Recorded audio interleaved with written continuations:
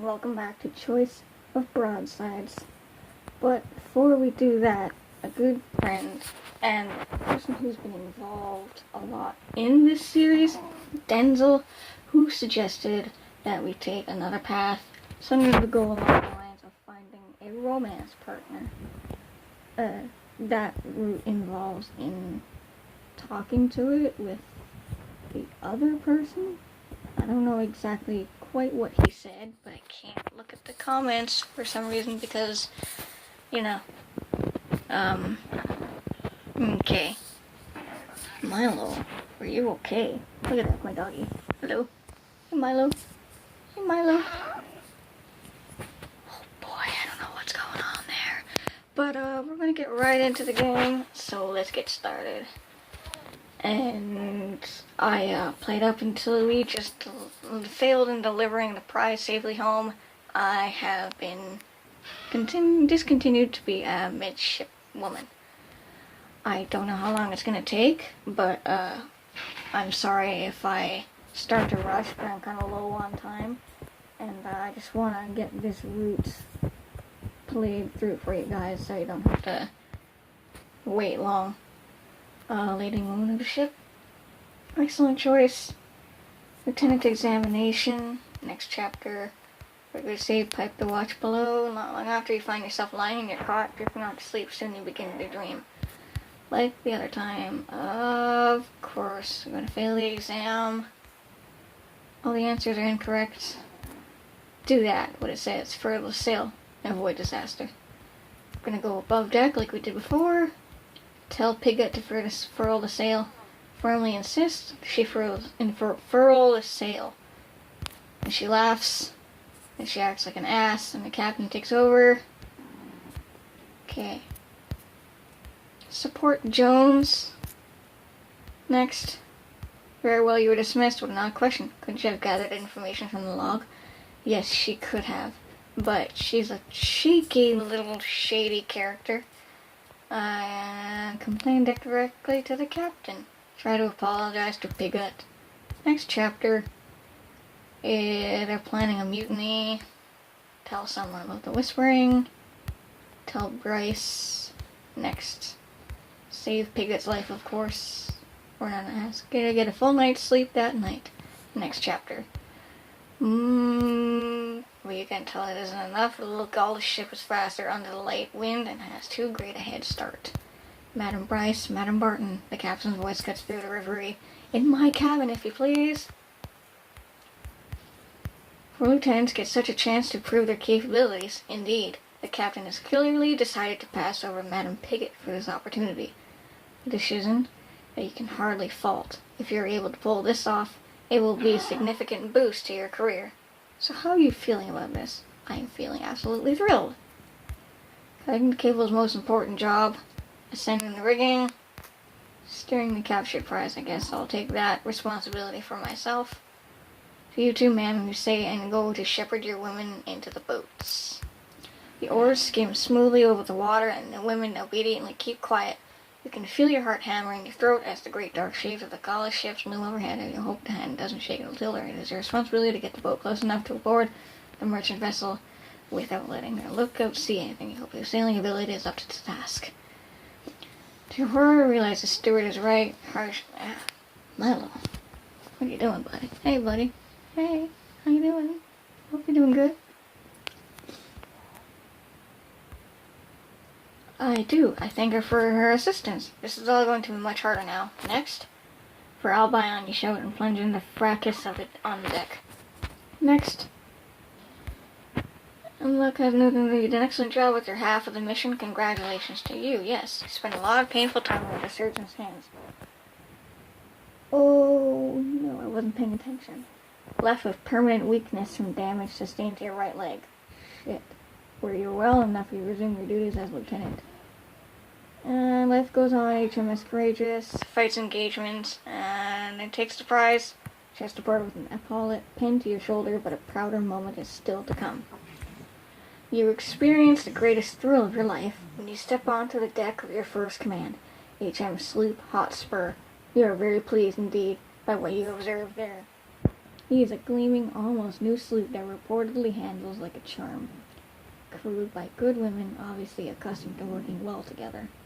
A plum command, particularly for a new commander such as yourself.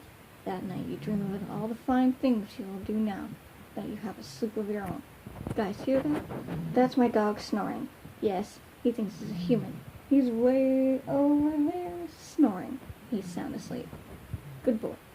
He's a good dog. Love him. Your career has for the moment at least vanished in a puff of smoke and diplomats. We've been through this already, really nervous. Marriage? Okay, here we are.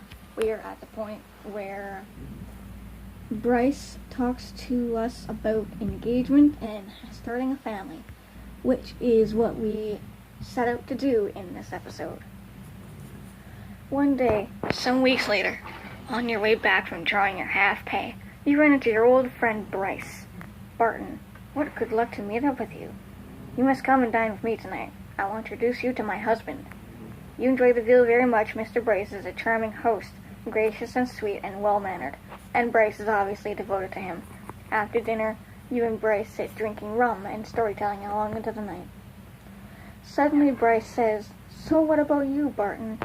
High time you got married, isn't it?" She looks at you shrewdly and laughs. "You're about to tell me you've been too busy to think of it. Well, you have plenty of leisure while you're on half pay. You should think about it now."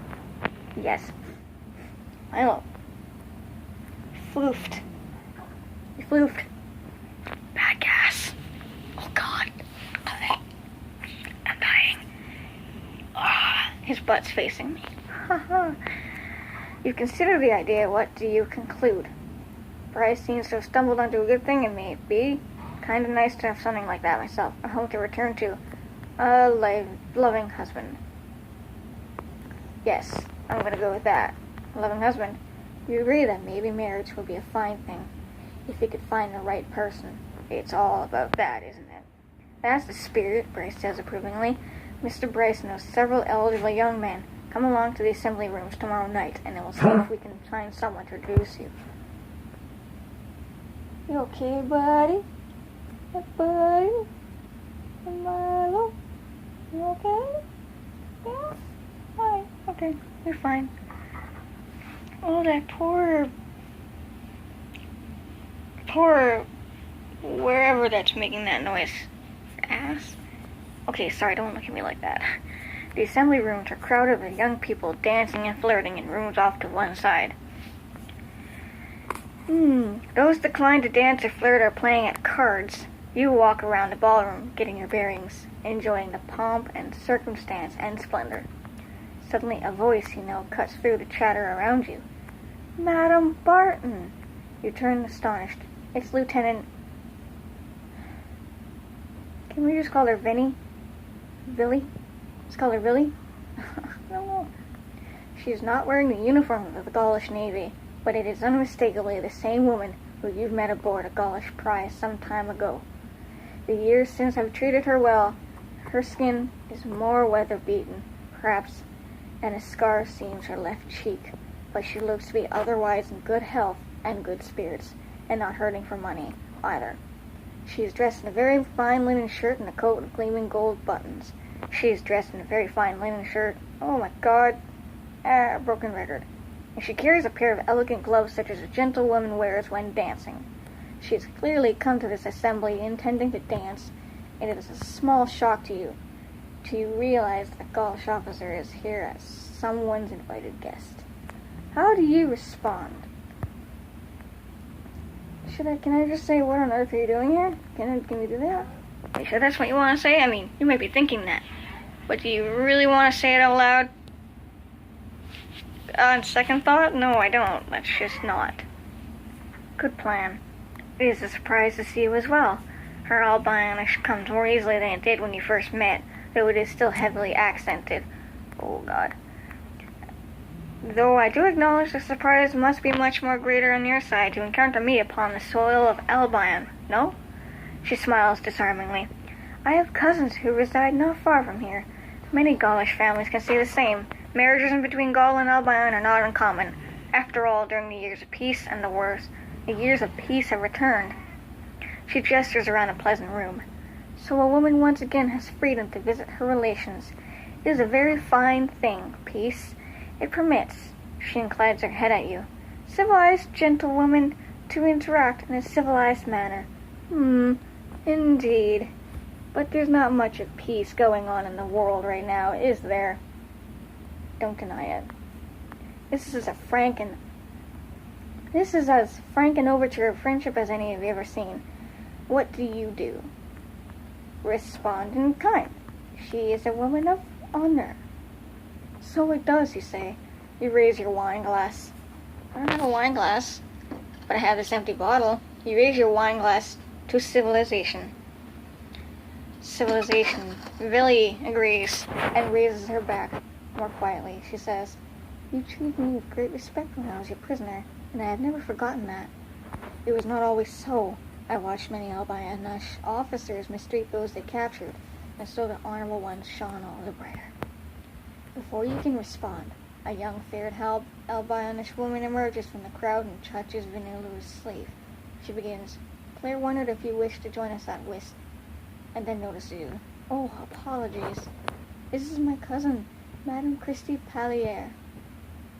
Villy says to you, "Cousin, may I present Madame Barton? So you and Claire are in search of whist players?" Villy raises an eyebrow at you. "Perhaps you would care to play, ma'am?" I don't know what she's trying to do, but okay. You retreat to the card room with Vanilla and her cousin, where you are introduced to a thin, middle-aged Albanish woman identified as Claire Gilchrist. Gilchrist and Christy Pallier couldn't care less about getting to know you. They just want to play whist. The four of you sit down at a polished oak table. What the heck is whist? Whist. Hey, anyone in the comments? Search that up.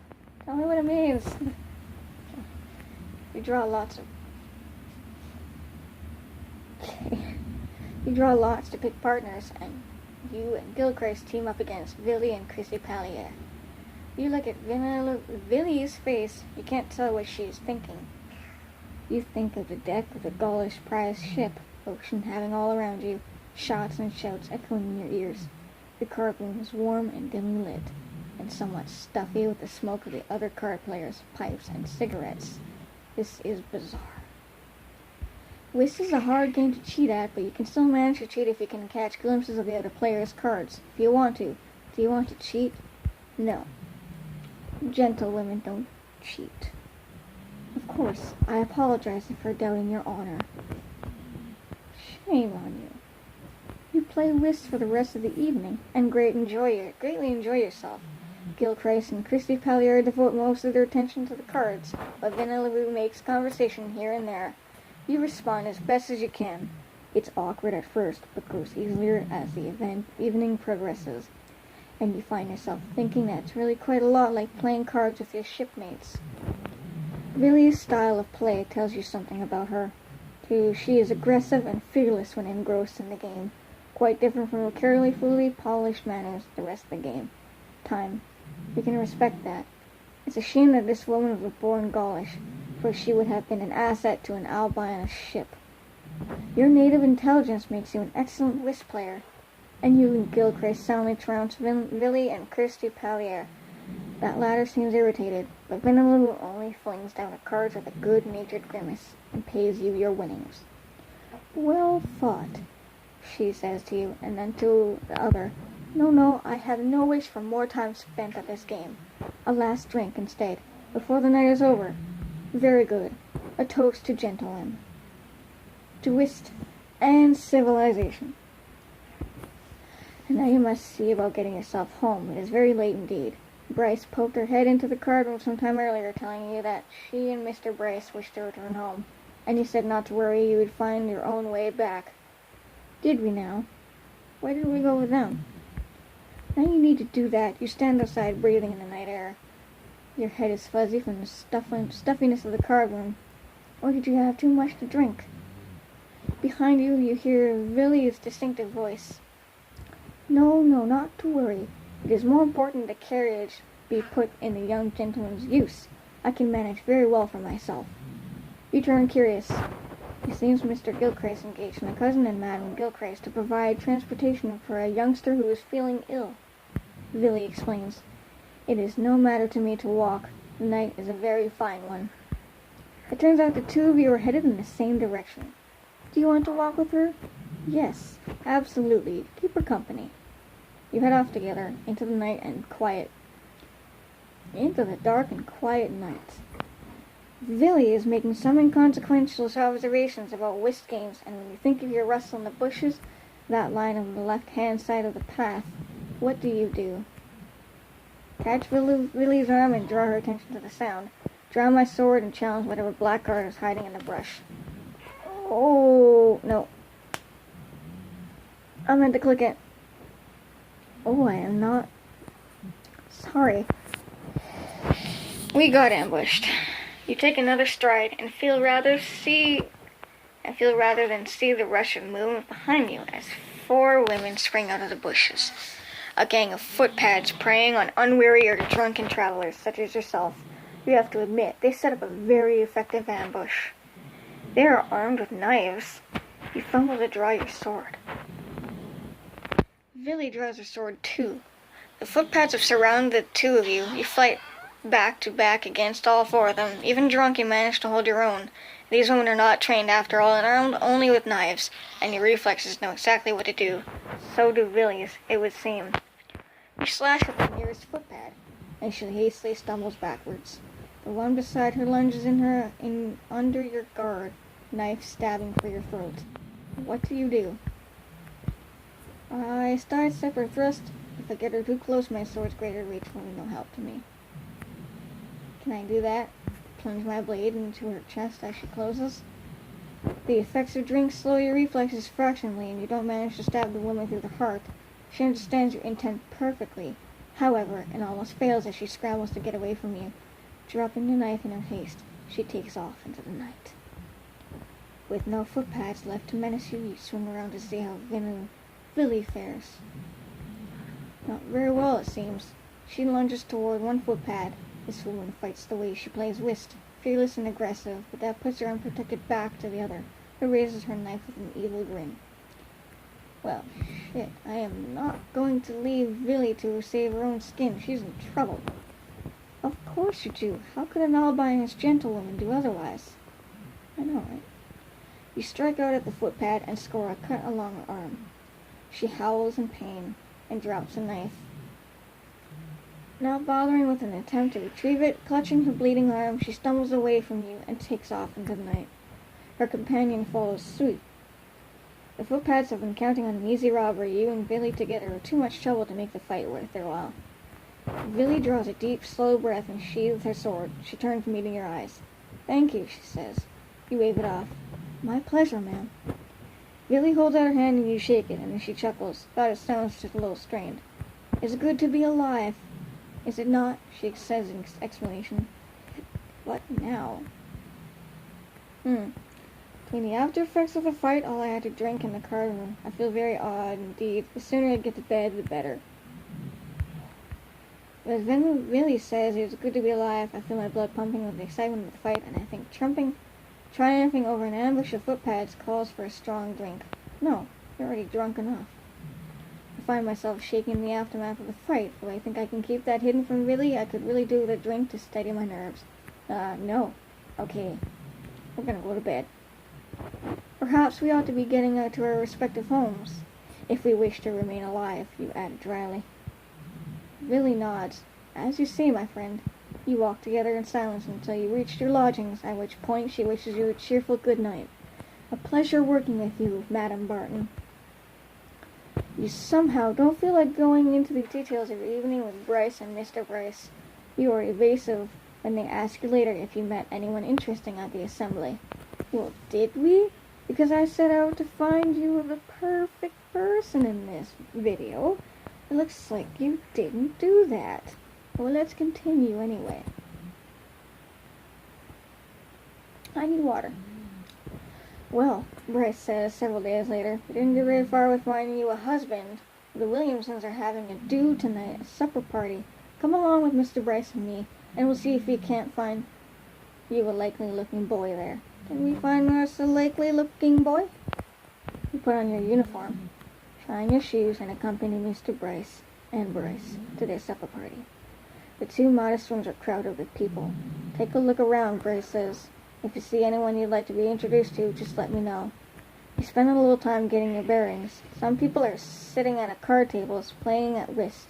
Some are standing in the pleasant breeze and waft through the windows, talking together. In the far room, you see a small group dancing. This isn't a proper ball, of course, but it appears that the bolder among the young people have persuaded the pianist to play a tune to which they can dance. As you wander through the rooms, you can't help but notice that many of the young men look admiringly at your uniform. Maybe it won't be so hard to impress one of them. Here we go. This is it. Yay. We're going to do it. Yay. Three in particular catch your eye. A tall, proud-looking, golden-haired man standing with a group in front of the window. A lively-looking redhead among the dancers who is laughing at a joke someone had just told. And a sweet-faced, brown-haired boy sitting quietly off to the sidelines. You ask Bryce whether she knows anything about any of them. Bryce chuckles. You've got a good eye, Barton.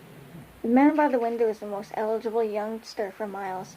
Master Arthur Hawthorne, eldest child of old Admiral Hawthorne, handsomest boy I've ever seen. Barring Mr. Bryce, of course. Elegant and accomplished, and unusually clever, too. Can talk politics as well as any woman in the room, if you can believe it. The redhead is Master Stanford Musgrove, fun-loving, always ready, with a laugh or a pert comment. You'd never have the chance to be this small. If he were yours, a bit of a flirt. But hard to blame him when he's so good-looking, isn't it? Good family, too. Not wealthy, not any longer at least, but an old and respected name. And the little one sitting over there is Master Brendan West. A sweet youngster, very kind in his manner. So I've heard, at least. He is also terribly shy, and I don't think I've ever heard of him utter two sentences together. Master West is the youngest child of a solicitor, very respectable family, the Wests. They're nothing like the Hawthorns or Musgroves, of course. So, Bryce looks at you expectantly. To whom do you ask to be introduced? Okay, here we go. We need to make a choice. And it needs to be a good choice. I'm torn on choosing either Arthur or Brendan. I think we'd go with Brendan because he's shy, but maybe we can get him to open up to us. Yes. Bryce performs the introductions. This is my young friend, Anne Barton, a most up-and-coming young officer. Let me tell you, she is most particularly desired to make your acquaintance. Master West looks at you. How very nice to meet you, he says. The pleasure is all mine, you say. Bryce winks at you and drifts away to talk with someone else. What do you do next? I don't wanna... No, I'm not gonna flood him with stories of my life. Ask Master West to be my partner at whist. I think we should ask him to dance. Master West's eyes widen in alarm. Oh, no, thank you. I do not dance very well. I prefer to sit here. So if you want to get to know Master West, you're going to have to sit there, too. Does that sound like something you want to do, or would you rather excuse yourself and go in search of some other activity where there's a better chance of having fun? No, we're not going to leave. We are going to stay. Willing to wager actually is fun once you get to know him. I sit down. Yes, we're going to sit down. You sit down beside Master West and regale him with tales of your adventures at sea. At first, he seems too timid to look at you directly, but after a while, he relaxes and even starts to ask questions. You tell more tales of victory snatched from the jaws of defeat and comrades saved from the point of death, and Master West flushes with excitement. How very brave you must be, he says. How wonderful to be so closely bound with your fellow sailors. The two of you spend all the evening talking. You are surprised to look up and find that it is time to go home. Oh, no, man. Already? You look like you were having a good time, Bryce says, with a grin as you head home together. Are you going to call him tomorrow morning? You should, you know, if you mean to truly go a-courting. If you call on Master West tomorrow morning, it will be seen as an expression of serious interest. Are you ready to plunge in? Oh, hell yeah. No regrets. Let's do this. Yeah, boy. After breakfast the next day, you pay a call to the West's small and respectable house.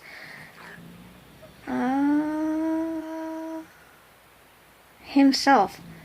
Somewhat to your surprise, Madam West, opens the door herself. Good morning, you say politely. My name is Ann Barton. I was wondering if Master West might be home. Madam West seems surprised at the question. It would seem Master West does not receive many callers. Not presently, she said after a pause, but I expect him back at any moment. Will you come and wait? You wait in a small sitting room.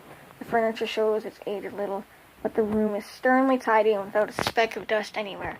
Before long, Master West enters, flushed with pleasure to find that you have come calling. Yay!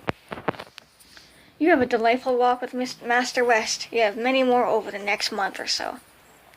Madam West doesn't seem as impressed with you, however. She eyes you consciously, and once you overhear her muttering something about sailors, what can you do to win her over?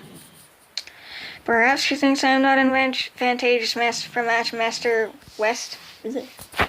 I shall talk extensively about my background, mentioning my social class and patronage and prize money as often as possible.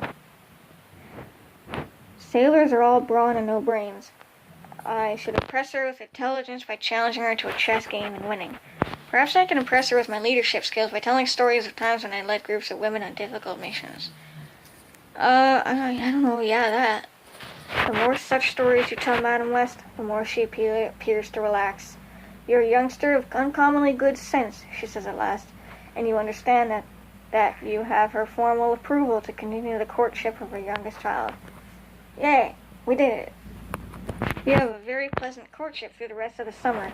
Master West continues to be as charming as the night you two met, and he seems to continue to enjoy your company.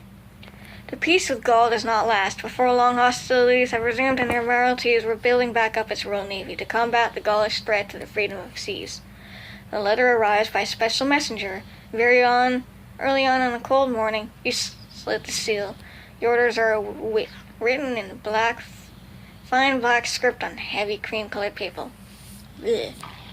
It reads, you are requested and required to assume command of HM Sloop Defender. You're in command at last. Do you propose marriage? Yes. Yes, we do. He says yes. Oh my God, he said yes. And the two of you are married shortly before you take command of Defender. Your husband is a good manager and runs the household very well on your income and his small dowry. It is a warm, pleasant home, inhabited by a most devoted and attentive spouse. Your visits home are blissfully happy, and at last you have a ship of your own. Life couldn't be more perfect. At the crack of dawn, you walk to the end of the long pier, where you first catch sight of HM Sloop Defender. It's not all that you might hope for. There are barnacles on the hull, the sails are tattered at the edges, the paint is worn. It's no better as you find yourself standing on the dirty, uneven deck, introducing yourself to your first and only lieutenant. Welcome aboard, Defender, ma'am, says Madam Benton proudly. Finest sloop in the Navy. Her uniform looks as if she put it on a dark. She wouldn't know the finest sloop in the Navy if it raped her with a broadside.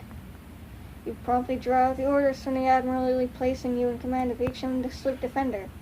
When you finish reading your orders aloud to the crew, you are officially the new mistress and commander of the sloop. Out of the corner of your eye, you spot a familiar sailor. Mistress's mate Jones! Ah, make that just Jones, since he is disrated in connection with the unpleasant business with Madam Piggott, back on HMS Courageous. She greets you in a salute and a smile. At least there's one good sailor on this sloop. Captain Barton, ma'am, she's a middle-aged woman coming up from below deck. Carter reporting for duty. I'm the senior mistress's maid and acting mistress of Defender. A post captain would have a sailing mistress under her as the most senior warrant officer. But on a sloop, the commander is technically also the mistress. You still have a few mistresses' mates. Experienced ratings work together, warrants are mistresses in the Royal Navy. Madam Carter, as a senior mate, will fill the role of the sloop's sailing mistress in all but title. Madam Carter, you reply, make the sloop ready for some shakedown maneuvers. I want to see his capabilities. Aye, aye, ma'am. You inspect Carter carefully as she readies the sloop for basic action. You quickly realize that this woman is not the only force holding the sloop together. Benton gives orders, but Carter hasn't followed. Under Carter's guidance, you manage to get the sloop out onto open waters. The shakedown maneuvers are embarrassing. You sail the sloop around, clear for battle, and fire off a broadside. The sails are not hauled taut. It takes longer to raise and lower the sails than it should, and takes much longer, a full minute or more, to clear the sloop for action than it ought. The broadside is ragged and slow, and one sailor injures herself by getting her foot crushed by a gun carriage. At this point, you believe that overall the crew is fairly unhappy and reasonably disciplined. You're going to have to turn this sloop into a credible fighting vessel. To do that, you'll have to put the women to work. Looks like this crew isn't particularly used to hard work yet. Clean the sloop completely? Royal Navy vessels are normally fairly clean, but you take it to another level. The women holystone the deck to a smooth white sheen. They spend hours on their knees scrubbing the deck with soft sandstone, then pumping water across it and then scrubbing the deck again. Their work is back-breaking and their hands are scraped, almost raw by the effort. But now the sloop's deck is so clean you could eat off of it. Ugh, I'd rather not. I don't know about you guys, but I don't want to eat that off of that. As they come off deck cleaning duty, they go to polishing the brasswork of the sloop. Every last brass fitting is polished, shined, and polished some more. The guns are oiled and cleaned, the ropes neatly coiled. Every last sail is mended. You heel the sloop over onto its side and send women overboard on lines to scrape the hull clean. And then repeat the process on the other side, and every last bit of paint on the hull is touched up by the time you're done. The process takes days, but the end of the sloop, by the end of it, the sloop looks like a different vessel. Gone is the ugly sloop, worse than some Russian ships that you took command of. You now command a sloop that would compare well to any other Royal Navy. What's more, the women seem to notice a change too, and walk with a certain pride. The discipline of the sloop increases as it does its happiness. However, it's clear that they haven't had to work this hard in quite some time. You manage to overhear a few surly grumbles from the crew, though you don't manage to catch any particular sailor grumbling. I don't know. I think we should take it easy for now. In compensation for how hard you've been working the women, you give them a rope yarn Sunday, a day when their duties are cut back to the bare minimum, necessary to keep the sloop sailing. Even though the rope yarn Sunday doesn't fall on actual Sunday, you let them relax as if it did. In fact, more than on most Sundays, some of the women skylark on the deck, while others take to gambling and similar recreations. The mood of the crew improves dramatically as the women have some time to themselves and a little bit of opportunity to relax.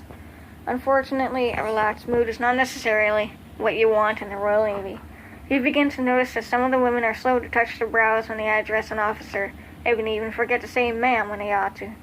The omissions are small, but the Royal Navy acquires show of respect for a reason. As the rope yarn Sunday ends, the women grumble about returning to their duties, muttering among themselves and taking their time in obeying the orders. The sloop's happiness increases, but its discipline decreases. Milo, you poor thing. What's going on? Give a little belly rub. Oh boy. You believe that overall the crew is tolerably happy with reasonable but not great discipline. It's a difficult crew, ma'am, volunteers Madam Carter. Many of these landswomen came from the jails. I've done what I can with them, but the previous captain and the lieutenant struggled to keep them in line. Well then, I'm going to punish the whole crew harshly.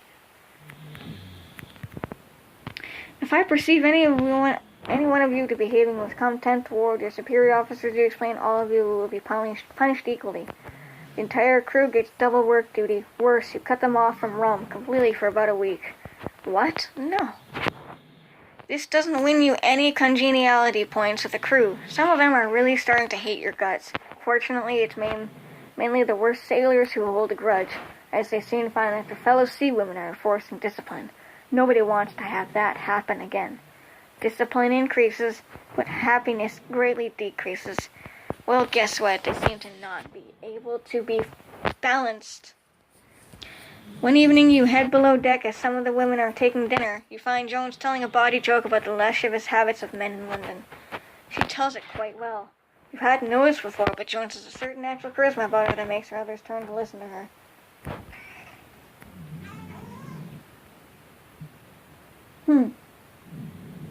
I'm just gonna keep an eye on her, though.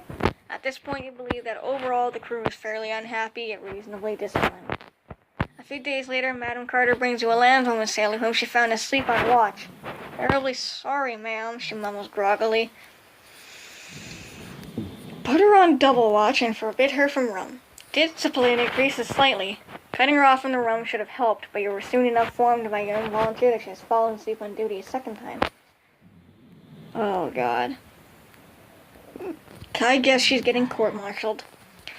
You assemble a three-woman court-martial, your lieutenant, the mistress, and you.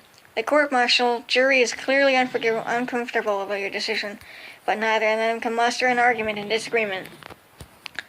After all, you are the duty-appointed mistress and commander of this sloop, and the 26th article of war clearly states, no person in or belonging to the fleet shall sleep upon her watch, or negligently perform the duties imposed on her, or forsake her station upon pain of death, or such other punishment as a court-martial shall think fit to impose.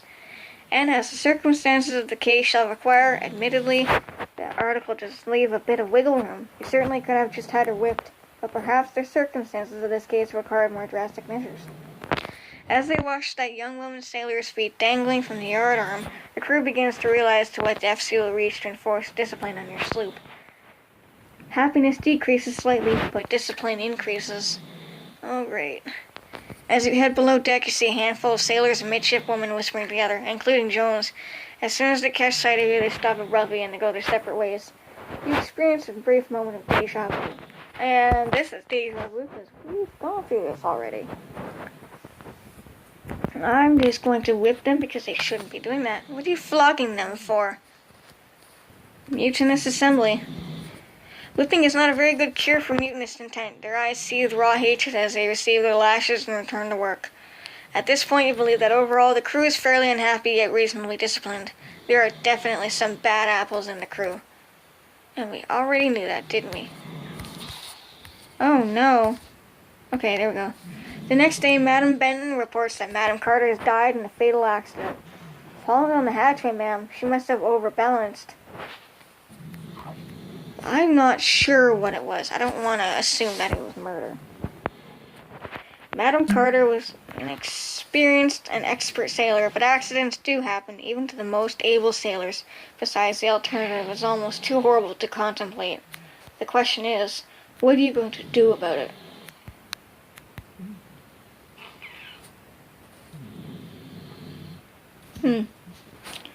Sorry if I was quiet there for a second. I'm going to investigate the possible murder. You ask some questions, examine the evidence, and try to build a list of where each sailor on the sloop was at the time of the death. After examining the evidence, you conclude that this was probably a murder. Although it might have been an accident, it takes a little while, but you finally identify Allen and Green, two disaffected ordinary sailors, as the most likely suspects. You can't be sure that they're guilty, but you think it is more likely than not, perhaps 60% likely. What do you do now? I'm going to keep They might be still innocent and take action without being sure, so I leave the matter unresolved. Even though you think you know who did it, you let the matter slide. I'm sure that will be really good for the slope's discipline. You are now in a difficult position of selecting a new acting mistress. Madam Carter's two mates both leave something to be desired. There's McDougal, the senior mate. She's intelligent, but she usually diverts her intelligence towards finding clever ways to avoid work. You doubt she'll be good. Example for the crew. There's Avery, your junior mate. She's staunchly loyal to you and to the ship, but that's about all you can say for her. She's simple-minded, to put it kindly, a moron, to put it plainly. Of course, there's also Jones, as commander of HM sloop. We've already done this. Going to Jones. You won't live to regret it. Throw down the sword. I don't surrender. For now. For Albino and Yo, they follow as you charge back down the deck, no longer fighting defensively, but now actively attacking anyone in your way. Now we're doing this again to the battle.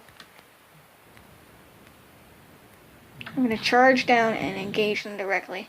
Someone in the crowd whips out a pistol and fires. A bullet rips through your shoulder, and your vision contracts with pain, but that doesn't stop you. Shouting and slashing, you fight mutineers for control of your command. The battle is long and bloody, but in the end the loyalists are victorious. Easily a dozen women have died, and a further 24 more are unable to work. But with that show of force, you have put down the mutiny and re-established control of your sloop. And we've also married a nice, fine little gentleman, like we planned on doing in the beginning of the episode.